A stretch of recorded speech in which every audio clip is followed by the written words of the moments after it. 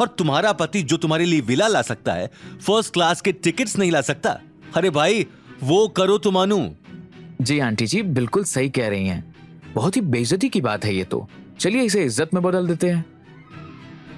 लेकिन नेहा गौतम की बातों पर ध्यान दिए बगैर ही उसे धक्का मारकर आगे निकल जाती है और उसके साथ साथ ही विभा, शनाया और सिद्धार्थ भी आगे निकल पड़ते हैं। गीता अपना पूरा गुस्सा गौतम पे निकालती है। बस करवा दी ना मेरी बेइज्जती। चलो निकलो यहाँ से। मैं कम से कम टूर पर तो आसानी से चली जाऊं। सारा मूड खराब कर दिया निखट्टू कहीं का। सभी लोग आगे चल ही रहे होते हैं कि तभी सामने से सफेद यूनिफॉर्म में महारानी एक्सप्रेस के मैनेजर विक्रम सेठ वहां जाते हैं। कैप्टन विक्रम एक जमाने में देश की सेवा करते थे और अब रिटायरमेंट के बाद उन्होंने महारानी एक्सप्रेस शुरू किया। कैप्टन विक्रम के हाथ में मोटे मोटे गुलाबों से बनी एक बड़ी सी फूल की माला होती है। कैप्टन को सामने से आते हुए देखकर नेहा को लगता है कि ये गुलाब की फूल माला कैप्टन उसके दामाद सिद्धार्थ को पहनाने के लिए ला रहा है। वो ये देखकर बहुत खुश होती है और गीता भी कहीं ना कहीं सोच रही होती है कि कैप्टन ये माला सिद्धार्थ को पहनाने के लिए ला रहा है। पता नहीं कैसा बेकार जमाई है, ना काम का ना काज का। आज अगर ये फूल माला कैप्टन गौतम के गले में डालता तो फिर मैं भी नेहा को बताती, लेकिन अब ये मुझे ताने सुनाने से बाज नहीं आएगी। विक्रम चलते चलते सिद्धार्थ और नेहा को क्रॉस करते हुए गौतम के पास पहुंचता है और उसके गले में माला पहनाकर कहता है, वेलकम सर, वेलकम मैम। मेरा नाम कैप्टन विक्रम सेठ है। महारानी एक्सप्रेस में आपका स्वागत है। गौतम भी खुशी से विक्रम का आभार मानता है। बताइए सर, कहां है आपके गेस्ट? मैं खुद उन्हें फर्स्ट क्लास केबिन तक लेकर जाऊंगा।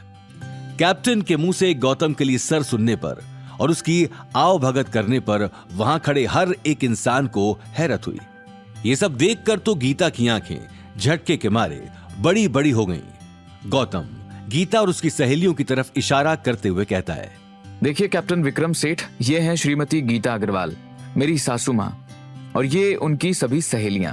मैं चाहता हूं कि आप इन सभी का बड़े ही अच्छे से ख्याल रखें, इन्हें किसी भी चीज की कमी ना होने दें, और अगर इन्हें किसी भी किस्म की परेशानी हुई तो फिर आप जानते ही हैं। इससे पहले कि गौतम और कुछ कह पाता, कैप्टन विक्रम सेठ ने कहा, जी सर, मैं सब जानता हूं, आप बिल्कुल भी चिंता ना कीजिए। आपके गेस्ट यानी हमारे गेस्ट।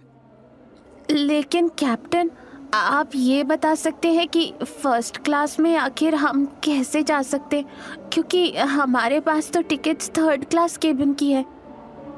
जी नहीं मैम, थर्ड क्लास केबिन की टिकट्स आपकी थी।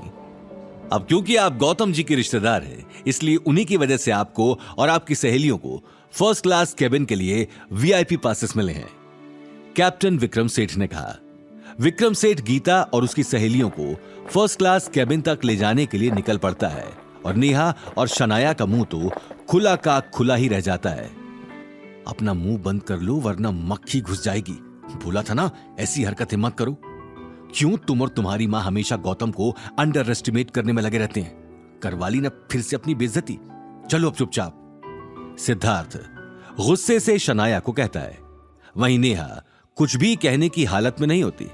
गीता और उसकी सहेलियों के सामने नेहा की इतनी ज्यादा बेइज्जती हुई होती है कि वो शर्म के मारे अपना सिर उठा ही नहीं पाती और मुंह नीचे करके महारानी एक्सप्रेस के अंदर जाने के लिए आगे बढ़ती हैं।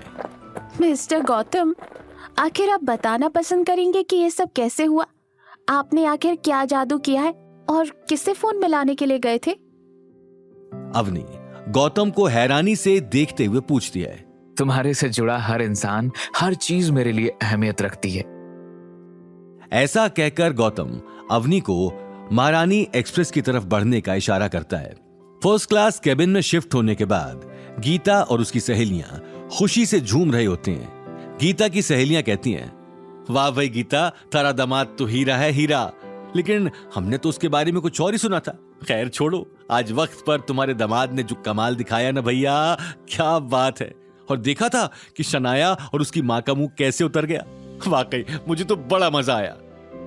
गीता अपनी सहेलियों की बातें सुनकर बड़ी खुश थी, लेकिन वो अपने मुंह से गौतम के बारे में कुछ भी अच्छा बोलना नहीं चाहती थी, इसलिए वो बस मंद मंद मुस्कुरा रही थी। यहां दूसरी ओर नेहा शनाया से बोलती है, मुझे समझ में नहीं आया कि गौतम की पहचान कैप्टन से हुई कैसे, और आखिर वो इसकी इतनी खातिरदारी क्यों कर रहा था। सिद्धार्थ गुस्से से कहता है, बस कीजिए मम्मी जी, क्या करेंगे इतना सोच के, ट्रिप पर जा रही है ना, उसका मजा लीजिए, वैसे ही बहुत तमाशा खड़ा हो गया है। सिद्धार्थ की बात सुनकर नेहा मुंह चढ़ाकर एक तरफ खड़ी हो गई। इधर गीता और उसकी सहेलियां गप्पे मार ही रहे थे कि तभी विक्रम सेठ वहां पहुंचा और कहा, मैम एक बात तो मैं आपको बताना भूल ही गया, आप गौतम जी के रिश्तेदार हैं, इसलिए आपका खाना और रहना बिल्कुल फ्री होगा। आपको किसी किस्म के खर्चे के बारे में सोचने की कोई जरूरत नहीं है। Enjoy the tour. मेरे यकीन मानिए आपको बहुत मजा आएगा। आगे की कहानी जानने के लिए देखिए अगला एपिसोड सिर्फ पॉकेट एफएम के यूट्यूब चैनल पर, और रॉयल वारिस के सारे एपिसोड्स को सुनने के लिए डिस्क्रिप्शन में दी लिंक से डाउनलोड करें पॉकेट एफएम ऐप।